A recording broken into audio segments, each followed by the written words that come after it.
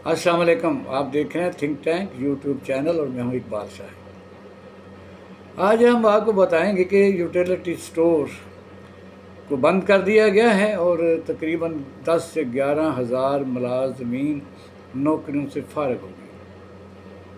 अभी थोड़ी देर पहले हफीजुर रहमान साहब जो कायमा कमेटी बराए पैदावार हैं, उनकी ब्रीफिंग के दौरान ये इंकशाफ हुआ है कि यूटिलिटी स्टोर की जो प्रॉपर्टीज़ हैं वो हारून अख्तर साहब जो वज़ीर आज़म के एडवाइज़र हैं प्राइवेटाइजेशन, उन्होंने बताया है कि उनको हम सेल कर रहे हैं। ये आपके देख सकते हैं कि अदारों को अगर कोई ख़राबी है तो उनको लोग बेहतर करते हैं, मॉनिटरिंग का सिस्टम बेहतर करते हैं, बल्कि उनको फैलाते हैं। हमारे मुल्क में जहाँ इस वक्त महंगाई और बेरोज़गारी पूरे अरूज पर है, आवाम को सब्सिडी देना वक्त की बड़ी अहम ज़रूरत है। और इससे पहले भी आपने देखा कि किसी ज़माने में जब ये बने तो यही नुक्ता नज़र मद्देनज़र था। इस वक्त 10 से 11 हज़ार मुलाजमीन कहाँ जाएंगे? वो जो पैकेज है वो पहले 27 बिलियन रुपए का था, अब 19 बिलियन रुपए का है। लेकिन आपको पता है कि पैसे अगर मुलाजमीन को मिल जाएँ तो वो कहीं लग जाते हैं, और इस वक्त तो ज़रूरतें भी बहुत ज़्यादा हैं। हारून अख्तर साहब का मौक़िफ़ ये है कि दुनिया में कहीं भी हुकूमत कारोबार नहीं करती। दुरुस्त है, PI तो कर रही है, इस तरह कई इदारे आप कारोबार कर रहे हैं। उन्होंने एक और मिसाल दिया कि IMF ने कहा कि इसकी जो है सब्सिडी कम करो या बंद करो। IMF ने तो इससे अलावा भी बड़ी बातें की हैं कि आप कौमी असम्बली के मेंबरान की, सूबाई असम्बली के मेंबरान की, स्पीकर्स की, सेनेट के लोगों की तनख्वाहें जितनी हैं इतनी कम करो, उस लग्जरी आइटम को नीचे करो, बड़ी बड़ी गाड़ियाँ मत खरीदो, आवाम को अब दें। हारून अख्तर साहब ने कहा है कि 20 से 25 बिलियन रुपया 2 साल में हमें खर्च करना पड़ना था, तो ये बहुत ज़्यादा है। और हमने सोचा कि ये जो प्रॉपर्टीज़ हैं उनको बेच के मुलाजमीन को फारिग कर दिया जाए। यानी ऐसे इकानोमिस्ट शायद दुनिया में वाहिद आप अपने मुल्क में ही पाए जाते हैं जहाँ किसी मर्ज़ का इलाज तो नहीं किया जाता, उसको ख़त्म ही कर दिया जाता है। मतलब आपने देखा, स्मोग हो तो मोटरवे बंद है, ज़रा को मार रोड पर 10 बंदे हों तो मार रोड बंद है। नहीं, ऐसी कोई आगे कोई प्लानिंग नहीं होती कि अगर मोटर वेज में है तो आप साइड सड़कों की हालत बेहतर करें। अगर प्रोटेस्ट को हो रहा है तो ब्रांच लाइनों की या फीडर्स होते हैं, छोटी सड़कें ऐसी होनी चाहिए और इंतजाम के अंदर निकल जाए। पाकिस्तान में हुकूमतें अपने मतलब के लिए ये काम करती हैं, और ख़ास तौर पर हारून अख्तर साहब के मतलब तो यह है कि वो चीनी जो ग्रुप है उनको हेड करते हैं, उनके अपनी भी शुगर मिलें हैं। जब पिछले 2 सालों में 67 पर kg चीनी थी तो फिर आपने देखा कि इन लोगों ने आहिस्ता आहिस्ता 120 कर ली और कोई वजह नहीं बताई। पहले एक्सपोर्ट की, फिर इंपोर्ट की, और अब फिर इंपोर्ट की जा रही है।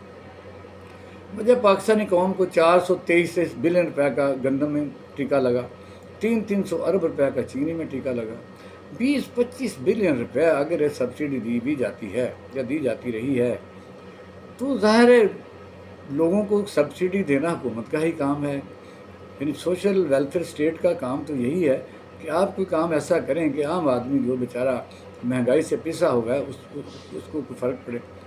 लेकिन आपने देखा कि आपने तो जड़ ही काट दी है कि यूटिलिटी स्टोर को आपने फैलाना था। ये होता है विजन, आप इसको देहातों तक लेके जाते, छोटे कस्बों तक लेके जाते, ताकि इतवार बाज़ारों का, जुम्मा बाज़ारों का, रमज़ान बाज़ारों का टंटा ही ख़त्म हो जाए। लेकिन आपने उसी को ख़त्म करना चाहा और इल्ज़ाम ये लगाया कि यहाँ करप्शन बड़ी हो रही थी। करप्शन अगर हो रही तो फिर आप अपनी जो कम्पिटेंसी है आप गौर करें कि आप उसको नहीं चला सकते, तो फिर हटें पीछे, किसी और आदमी है। दुनिया में हर चीज़ का इलाज मौजूद है। बुरे मुलाजमिन के खिलाफ कार्रवाई की जा सकती है, मुलाजमिन को निकाला जा सकता है, लेकिन ये नहीं कि पूरा अदारे का अदारा ही ख़त्म कर दिया जाए। एक और उन्होंने मिसाल दी है कि हम इसको PI नहीं बनना देना चाहते थे, PI तो दोबारा फिर रिवाइव हो गया और आप फ़ख्र से बताते हैं कि हो गया। और स्टील में जो है रशिया दोबारा फिजिबिलिटी बना रहा है, और आप ख़ुद कहते हैं $3 लाख उसके ऊपर लगने से हमने फ्री बना ली है। मतलब अगर वो काम करना चाहे, एक्चुअल बात यह है यूटिलिटी स्टोर जो सब्सिडी थी जो दी जा रही थी वो हारून अख्तर जैसे वज़ीर-ए-आज़म के मुशीर जो शुगर मिलों के ایک گروپ کو ہیڈ بھی کرتے ہیں، ان کو وارا نہیں کرتے، کیونکہ وہاں ریٹیل اسٹور میں چینی اگر کم قیمت پر ملتی ہے تو ظاہر ہے سوری تو یہ صورتحال ہے کہ اس وقت 10 سے 11 ہزار ملازمین کہاں جائیں گے، اس عمر میں کہاں جائیں گے، اور سب کو آپ نے کرپٹ قرار دے دیا ہے۔ تو پھر اگر کسی ادارے میں 10-12 ہزار یا 2-3 ہزار وہ کرپٹ ہوں تو سب کو آپ کرپٹ اگر کہہ رہے ہیں تو پھر آپ زیادتی کر رہے ہیں۔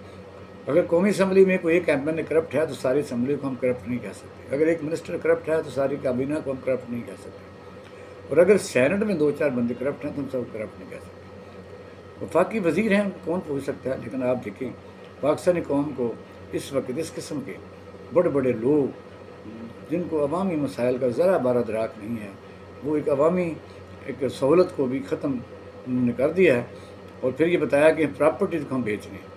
گوگل پر آپ جائیں پراپرٹی کا پونو کا جی ان کو انہوں نے وہاں رکھی ہوئی نہیں ہے کتنی پراپرٹی، اور اب پراپرٹیز بکے گی تو کون لے گا؟